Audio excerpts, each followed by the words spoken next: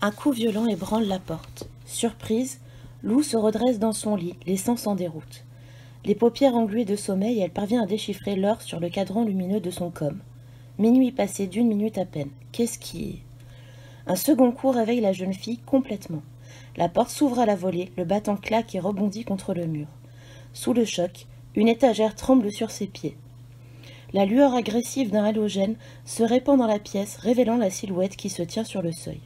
Un type inconnu, âgé de 30 à 40 ans, châtain, sans signe particulier, si ce n'est qu'il s'agit d'un étranger à la maison. Vêtu de noir de pied en cap, de la pointe des bottes jusqu'au col de la chemise. Il entre dans la chambre et s'approche d'un pas tranquille du lit où Lou se recroqueville sous la couette tétanisée. Elle veut crier mais ne peut pas, tant sa gorge est nouée. L'homme en noir s'assied au bout du lit, en souriant. Son regard se promène un instant sur les murs de la chambre, puis capture celui de Lou. Il la fixe, avec intensité, sans ciller ni cesser de sourire. Après quelques secondes d'observation muette, il lève la main et claque des doigts. Aussitôt, 2 costauds en combinaison de travail vert sombre surgissent du couloir et se précipitent sur l'adolescente. Ils portent des gants de chirurgien, des lunettes noires et un bonnet enfoncé jusqu'au ras des sourcils. La panoplie du parfait cambrioleur. Pourquoi l'alarme n'a-t-elle pas fonctionné? Comment ont-ils pu pénétrer dans la maison sans déclencher les défenses du système domotique? Lou repousse la couette et tente de sauter du lit. 2 mains lui saisissent les chevilles pour les maintenir plaquées au matelas. 2 autres se collent à ses épaules pour l'immobiliser. Le cœur de Lou est près d'exploser dans sa poitrine. Des images chocs défilent sous son crâne.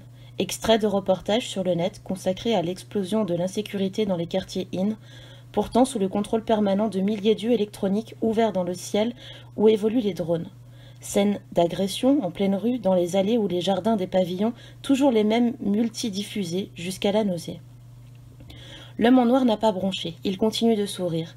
Il ne ressemble pas à un chef de gang et ses acolytes n'ont rien de commun avec les individus au visage tatoué, dont les e-infos abreuvent les canaux des sites du gym.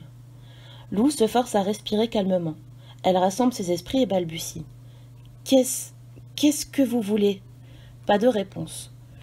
L'homme en noir fouille une poche de sa veste. Il en tire un rouleau de ruban adhésif dont il déchire un morceau d'une dizaine de centimètres qu'il applique sur les lèvres de Lou, sans cesser une seconde de lui sourire. Puis, il range le rouleau et sort un long fil de plastique du fond de sa poche. D'un geste, il ordonne à l'un des costauds de saisir les poignets de la jeune fille. La brute obéit sans ménagement. L'homme en noir oblige Lou à s'incliner de façon que le sbire puisse lui croiser les bras dans le dos. Le fil souple se resserre autour de ses poignets, mordant sa chair. Menottée, bâillonnée, l'adolescente se trouve à la merci des intrus. Elle ne peut retenir plus longtemps ses larmes. Nouveau signe de l'homme en noir, l'autre costaud soulève Lou avec une facilité déconcertante et la cale sur son épaule comme un vulgaire sac de ciment. Jamais plus qu'en cet instant, elle n'avait encore pris conscience de sa fragilité. Elle tente de se débattre, de donner une ruade dans les côtes de son kidnappeur, mais celui-ci lui envoie une gifle de sa main restée libre. Sensation de brûlure sur la joue. Lou veut protester malgré le ruban adhésif qui lui scelle les lèvres, mais ce qu'elle aperçoit dans le couloir qui conduit à sa chambre la pétrifie. Ses parents sont là, serrés l'un contre l'autre au sommet des escaliers. Son père a passé un bras protecteur autour des épaules de sa mère. Cette dernière a les yeux mouillés, elle renifle. Son mari la console. Le couple s'écarte au passage du costaud et de son colis humain. La main de sa mère frôle la nuque de Lou. « C'est pour ton bien, ma chérie. Ne perdons pas de temps, madame. » La voix de l'homme en noir est claire, posée, volontaire. La mère de Lou se réfugie dans les bras de son mari. La brute en combinaison de travail dévale les escaliers avec une aisance stupéfiante, à croire qu'il enlève tous les soirs des jeunes filles sous les yeux de leurs parents. Il traverse le living au pas de charge, la porte d'entrée de la maison est grande ouverte, les spots du jardin allumés. Un van gris métallisé, sans inscription sur sa carrosserie, stationne devant l'année. Sur le perron de la maison voisine, le vieux monsieur, Dermot, assiste à la scène. Insomniaque, il a pris l'habitude de passer ses nuits dans son fauteuil à bascule en compagnie d'un livre. C'est à peine s'il interrompt sa lecture quand il entend coulisser la portière latérale du van. Tout cela ne le concerne pas. L'intérieur du véhicule est tapissé d'un moelleux capiton, comme une cellule d'asile psychiatrique. Une minuscule veilleuse peinte en rouge est protégée d'une grille diffuse, un peu de clarté sanguine. Le costaud jette son fardeau à même le plancher rembourré et referme le panneau avec violence. Coup de gong de la tôle maltraitée. Lou entend le type s'installer à la place du conducteur. Elle jette un regard désespéré à la porte, mais il n'y a aucun mécanisme d'ouverture de ce côté de l'habitacle. Sous l'effet du stress, Lou souille son pyjama et ne s'en rend même pas compte. Repliée en position fétale, elle hoquette et sanglote, incapable de maîtriser les réactions de son corps. Un temps indéfini s'écoule hors de tout repère, puis la porte coulisse à nouveau et l'homme en noir grimpe à bord du van. Lou aperçoit ses parents toujours enlacés sur le perron.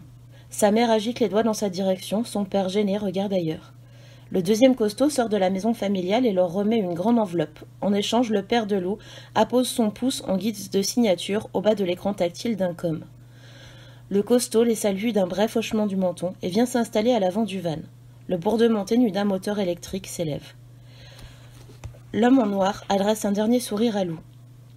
Elle remarque seulement qu'il brandit un petit pistolet muni d'une aiguille, qu'il l'approche de son visage, piqûre à la base du cou, chuintement de l'air comprimé quand une dose de liquide glacé est injectée dans la veine.